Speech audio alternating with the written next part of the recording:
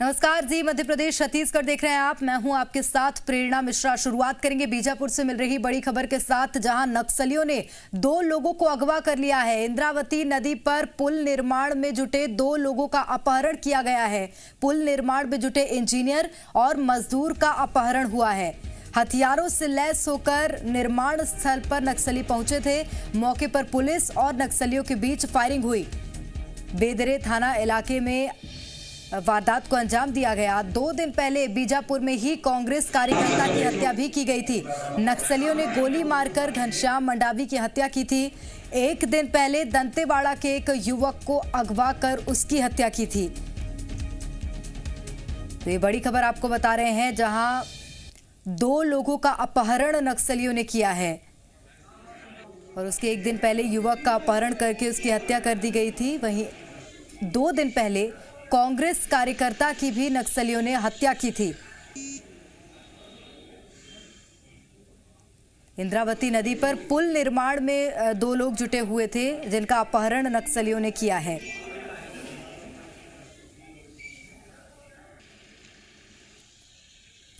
तो पुल निर्माण में जुटे इंजीनियर और मजदूर का अपहरण किया गया। हथियारों से लैस होकर निर्माण स्थल पर नक्सली पहुंचे थे। मौके पर पुलिस और नक्सलियों के बीच फायरिंग भी हुई है। बेदरा थाना इलाके में वारदात को नक्सलियों ने अंजाम दिया। बता दें, बीजापुर में 2 दिन पहले कांग्रेस कार्यकर्ता की नक्सलियों ने हत्या की थी, जहां पर शादी समारोह में शामिल होने के लिए कांग्रेस कार्यकर्ता गए थे। सादे कपड़े में आए नक्सलियों ने हत्या कर दी थी। और वहीं 1 दिन पहले नक्सलियों ने एक और युवक की हत्या की थी, उसे भी अगवा करके उसकी हत्या कर दी गई थी।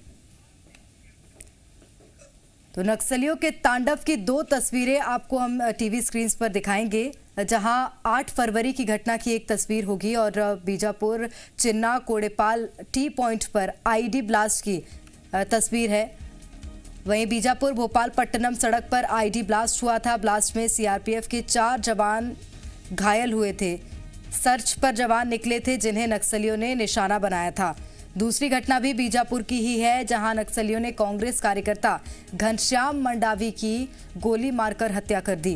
घनश्याम मंडावी अड़ावली पंचायत की सरपंच के पति थे। वो ताड़मेर इलाके में एक शादी समारोह में शामिल होने के लिए गए थे, जहां नक्सलियों ने उनकी हत्या कर दी। तो ये 2 तस्वीरें लाल आतंक की।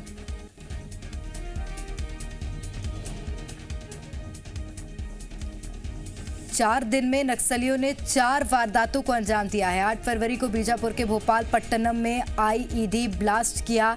9 फरवरी को बीजापुर में कांग्रेस कार्यकर्ता की हत्या की।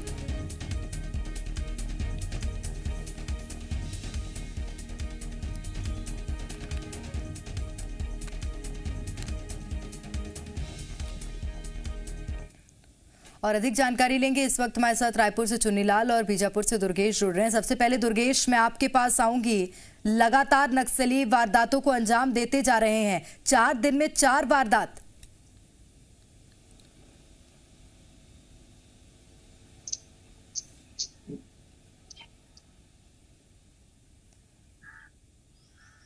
दुर्गेश मुझे शायद सुन नहीं पा रहे हैं। चुन्नीलाल, आपके पास मैं आना चाहूंगी। और देखिए, भले लोन वर्राटू अभियान चलाया जा रहा है, लेकिन लगातार नक्सलियों की जो वारदातें हैं, ये जो कायराना करतूत है, वो भी सामने आ रही है। क्या और कदम उठाए जा सकते हैं इसके खिलाफ?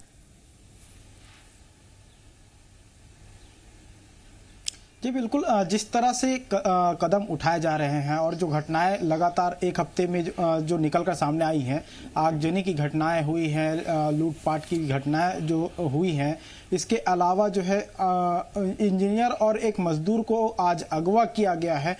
ऐसी घटनाएं तब देखने को मिलती हैं जब बस्तर के दूरस्थ अंचलों में विकास पहुंचता है। चूंकि ये जो मजदूर और इंजीनियर हैं, वो महाराष्ट्र और छत्तीसगढ़ बॉर्डर को जोड़ने वाली इंद्रावती नदी में पुल के निर्माण कार्य में जुड़े हुए थे और उसी दौरान जो है नक्सली पहुंचे थे और पुलिस के बीच जो है मुठभेड़ भी हुई है, जिसके बाद इंजीनियर और एक मजदूर को उठाकर जो है अगवा करके नक्सली लेकर गए हैं।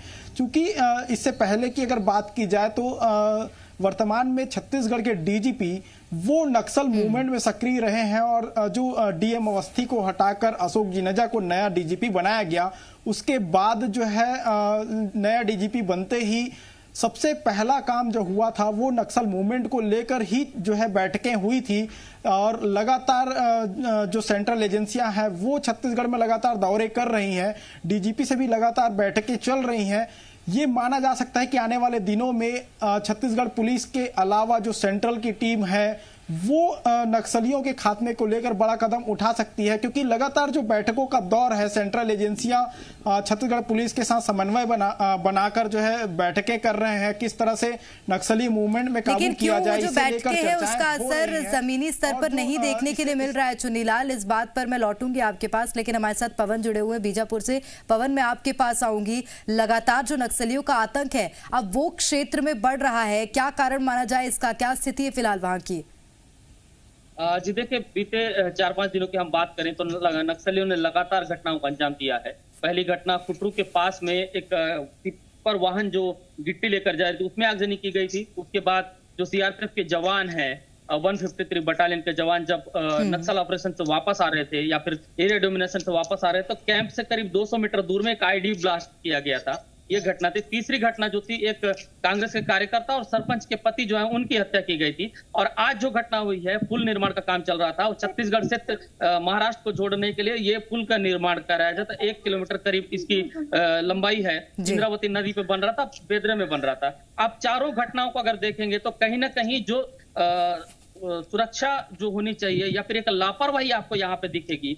जो सरपंच की हत्या की कांग्रेस कार्यकर्ता की जो हत्या की गई थी वो शादी में गए हुए थे। दरअसल एक बार नहीं, 2 बार नहीं, 3 बार वो शादी में गए थे, जहां करीब 100-200 लोगों की मौजूदगी में नक्सलियों ने जो है वो उसकी निर्मम तरीके से हत्या कर दी, गोली मार दी। और आईडी ब्लास्ट को हम देखें जिसमें जो 4 जवान जो है वो घायल हुए थे, तो कैंप से महज 200 मीटर की दूरी पर जहां ऑपरेशन खत्म करके एरिया डोमिनेशन से जवान लौट रहे थे वहां पे उन्होंने टारगेट किया। इसी तरह से जो बाकी घटनाएं आप उनको देखेंगे तो नक्सली लगातार जो भूमकाल दिवस कल मनाया गया था उसके साथ साथ जी निश्चित रूप से तो लगातार ये देखने के लिए मिल रहा है कि नक्सली सक्रिय हैं, आतंक मचा रहे हैं और यही कारण है कि लोग भी डरे हुए हैं। चुन्नीलाल, क्या ये जो नक्सलियों का आतंक इस वक्त बढ़ रहा है उसका एक कारण नक्सलियों की बौखलाहट भी मानी जाए? क्योंकि देखिए लोन वर्राटू अभियान को भी लगातार सफलता मिल रही है।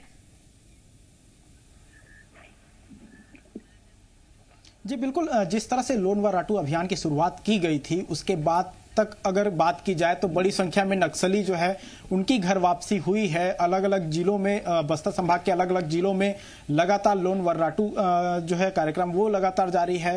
जो विशेष रूप से अभियान पुलिस के द्वारा चलाया जा रहा है, गाँव में मुनादी भी इसे लेकर जो है की जा रही है, प्रचार प्रसार किए जा रहे हैं।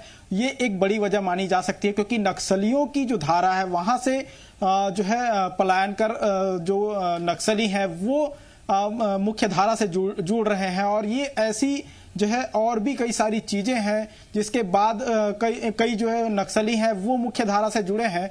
तो ये एक बड़ी वजह मानी जा सकती है नक्सलियों की बौखलाहट की। इसके अलावा जो बात की जाए, क्योंकि विकास जब इन इलाकों में पहुंचता है तो भी नक्सलियों की बौखलाहट देखने को मिलती है, क्योंकि अंदरूनी इलाकों में जब विकास पहुंचता है तो सरकार की कई योजनाएं पहुंचती हैं और इन योजनाओं की जब योजनाएं जब पहुंचती हैं तो लोगों का विश्वास जो है वो सरकार के ऊपर बढ़ता है। और नक्सलियों के जो सपोर्ट करने की जब बातें जो है निकलकर सामने आती रही हैं तो ये सपोर्ट जो है वो गांव से खत्म होता जाता है। तो ये एक बड़ी बौखलाहट नक्सलियों के बीच होती है, क्योंकि विकास पहुंचता है तो उनके सपोर्ट जो है वो खत्म होता है।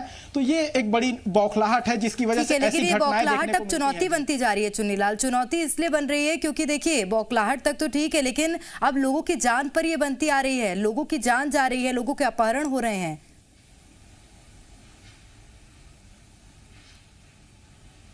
जी बिल्कुल, जिस तरह से घटनाएं अभी बीते एक हफ्ते में अगर देखी जाए तो जिस तरह से जो घटनाएं हुई हैं उन घटनाओं पे साफ तौर पर जो है ओपनिंग पार्टियां मौजूद रहती हैं और जो है पर्याप्त सुरक्षा बल भी मौजूद रहते हैं। रोड निर्माण की बात की जाए या अन्य जिस तरह की घटनाएं हुई है उसमें पर्याप्त सुरक्षा बल मौजूद रहता है, लेकिन कहीं ना कहीं इसे जो इनपुट जो पुलिस विभाग को जो इनपुट मिलता है उसमें चूक माना जा सकता है। क्योंकि जब रोड ओपनिंग पार्टी जब निकलती है उससे पहले ही जो है इसकी सूचनाएं जो है पुलिस के जवानों तक पहुंचती है कि किस तरफ मूवमेंट किया जा रहा है और किस तरफ से जो है नक्सलियों की जो दल रहते हैं वो कहां मौजूद है, इसकी पूरी जानकारी जो है अभी तक वो जानकारी को लेकर अमल क्यों नहीं किया गया है, वो जानकारी के बाद कोई कार्रवाई महत्वपूर्ण क्यों नहीं हुई है, ये बड़ा सवाल है। पवन लगातार हमारे साथ बने हुए हैं बीजापुर से। पवन, फिलहाल वहां की क्या स्थिति है? क्या सर्चिंग अभियान जो जवानों का है वो अभी भी जारी है? कोई सुराग लग पाया नक्सलियों का? देखिए, ये छत्तीसगढ़ से महाराष्ट्र को जोड़ने के लिए जो पुल बनाई जा रही थी काफी लंबे समय से, जिसका वहां पे टेंडर हुआ था, जो ब्रिज कॉर्पोरेशन है वो वहां पे निर्माण कर रहा था। आज भी एक सब इंजीनियर और मजदूर वहां पे मौजूद थे, जिस दरमियान हथियारों से लैस नक्सली जो है वो वहां पे पहुंचे थे। पूछताछ किया, उसके बाद उनको अपहरण करके ले जा रहे थे। सुरक्षा वहां पर नहीं थी, जो जानकारी निकल के आ रही, सुरक्षा वहां पर नहीं थी। यही वजह है कि बीजापुर जिले में ज्यादातर घटनाएं नक्सली कर पाते हैं जहां सुरक्षा मौजूद नहीं होती है, या फिर एक तरीके से सुरक्षा को दरकिनार करके काम किया जाता है। आज भी अगर देखिए, आज की घटना में भी यही चीज निकल कर आ रही है। फिर जैसे ही पुलिस वहां पहुंचती है, दोनों ओर से फायरिंग होती है। उसके बाद जो नक्सली है वो 2 लोगों को लेकर वहां से निकल जाते हैं। लगातार नक्सली जो है बस्तर में, खासतौर से बात करें, दक्षिण बस्तर में जो बीजापुर, दंतेवाड़ा, सुकमा है, यहाँ सड़कों का विरोध करते हैं, पुल का विरोध करते हैं, डेवलपमेंट का एक तरीके से विरोध करते हैं, जिसके लिए बड़े बड़े आंदोलन भी अब चल रहे हैं। जैसे आप सिलगेर देखें, बेचापाल देखें, बुर्जी देखें, या अभी हालिया 2-3 दिन पहले ताकिलोड़ में हुआ, तो वहां भी इन चीजों को